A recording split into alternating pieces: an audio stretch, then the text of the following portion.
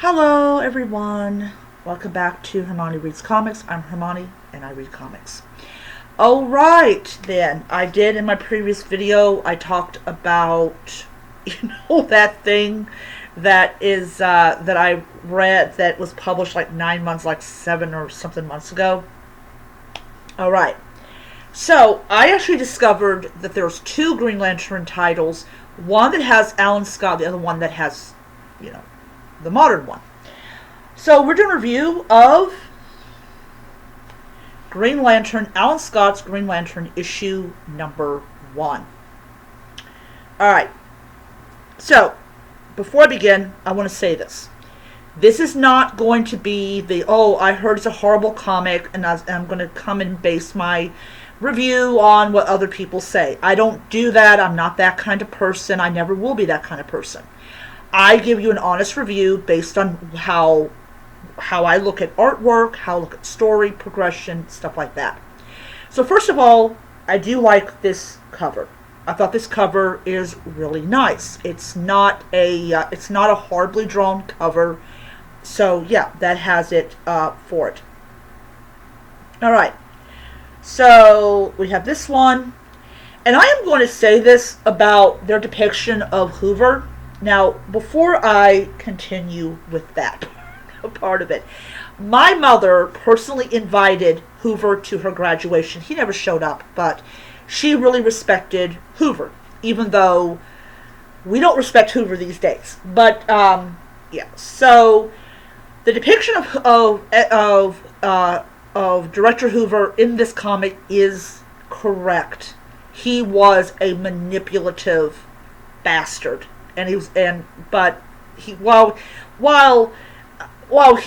people were doing stuff he didn't like, he was doing stuff other people wouldn't have liked. But they depict Hoover correctly in this little section here. The fact that he's upset that the Green Lantern is the only hero appearing in the newspaper is so stupid. Like, really, Hoover? You're upset about that? It's as bad as a guy upset that they limited the number of entrees that they serve on a cruise ship. But he's got he's blackmailing Alan Scott to join the JSA. Now, I am going to stop there for a moment and say this. Was Alan Scott ever coerced in joining the JSA? Absolutely not. Absolutely not. Every member of the JSA joined of their own free will. Now, it is very difficult and very hard to imagine the Golden Age Alan Scott be like, I should join because Hoover's got something on me. No. Another thing that they did, I don't know,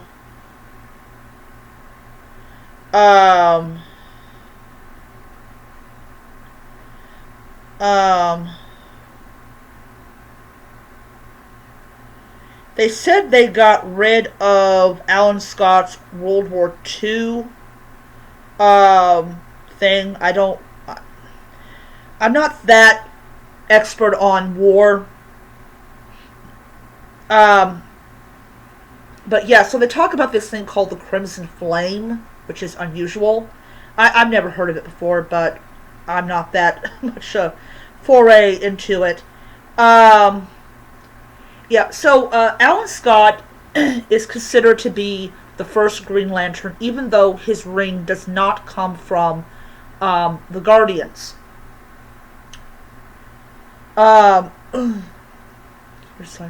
Here's some more interior art.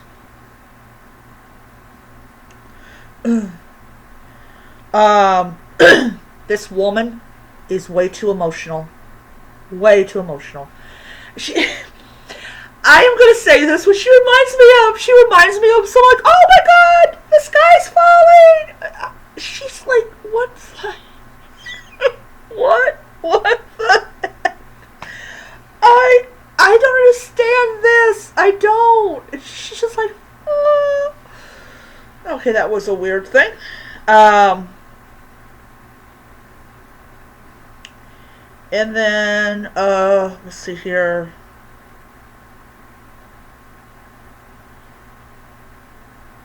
Yeah, and then we have the Flash. That was pretty cool to see. So, yeah, he's in Arkham now. Okay, so what is my viewpoint of this comic? Okay, so I did read it thoroughly, and I will say I really like they put Flash in the comic. I really did like it. I've always wanted to see Flash in a comic, not the modern Flash, but kind of like the older Flash. So that was really great to put him in it. So I was real excited to see that. I thought that was really great. Um, so they talk about how they erased Alan Scott's World War II history. I think that was not a good idea because he is a byproduct of World War II. He served World War II. So the Flash, Alan Scott's The Flash, was created by Bill Finger, and I don't remember the second one. And in all honesty, I really think that this is kind of a way of kind of depriving the Finger family of their royalties, because it's not the same Flash that Bill Finger did.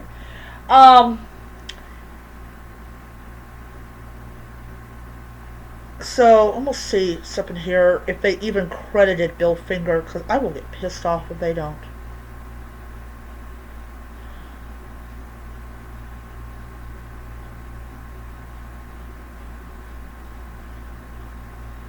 Um,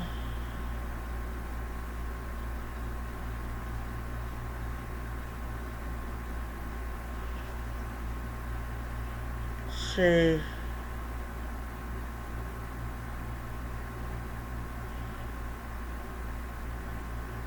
Um,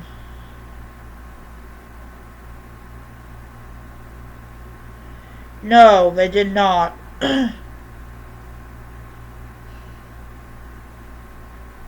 They did not. Oh man, that is stupid. I do not like that. I do not like that at all. So yes. Alan Scott's The Flash was created by Bill Finger, and they don't even credit him. And I don't know if it's because they just have a deal with the Finger family for Batman. I don't know, but I firmly believe that Bill Finger created something. His family should get royalties for the comic. That's just my own personal belief, but I'm not. I'm just like the person who believes people should get, their stuff. All right. So besides that thing I don't like, let's talk about the comic book and all that. So all in all, I'm 50-50 on the comic. I don't like the idea they got rid of his World War II thing. I don't like that. I don't like that Bill Finger is not mentioned in it. I also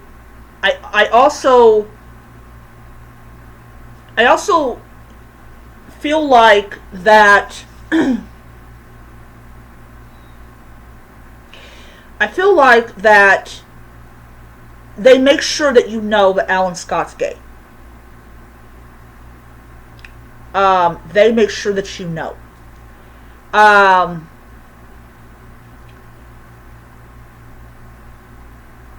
and now it's all you can see is the gay Alan Scott. You cannot see Alan Scott. And I understand that it's important to be like, okay, this is the reason in this particular comic book series that Alan Scott joined the JSA because of Hoover. But what I feel like with Hoover, he claims that he cares about the JSA. He doesn't give a shit about the JSA. I find it very hard to even imagine that Hoover would care about anything other than his list. Um, which, which in reality, Hoover only cared about his list.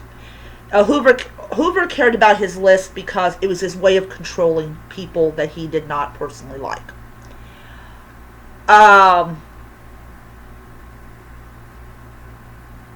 Hoover is an asshole in this issue, and I am glad they did depict him as an asshole.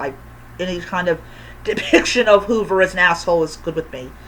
But I am 50-50 on the comic. I also think that going in for conversion therapy because your boyfriend got sucked into this flame is probably the dumbest reason somebody would actually do this, because it's just dumb.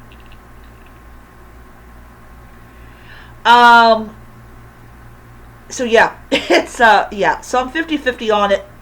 I did like the artwork. I did like cover A. I did like the depiction of Hoover. I did like seeing the old time Flash in it, but I'm not really sold on how if this comic book is any good. Because generally, when I read a comic book, I generally have a clear idea of if I like it or if I don't like it. But, you know, some people say issue 1 was good and everything. So, we'll see what happens with issue 2. There's only 5 issues on here. I think they took a break because issue 6 came out last month. So I have to wait until later on this month to read issue 6. But yeah, I just, I just, okay. Another thing I want to make a comment about is, okay, why is DC Infinite saying I owe money when I do a yearly subscription? Just a thought. I ignored it because I know I already checked my settings and it says I'm good for next year. So I will see you guys around.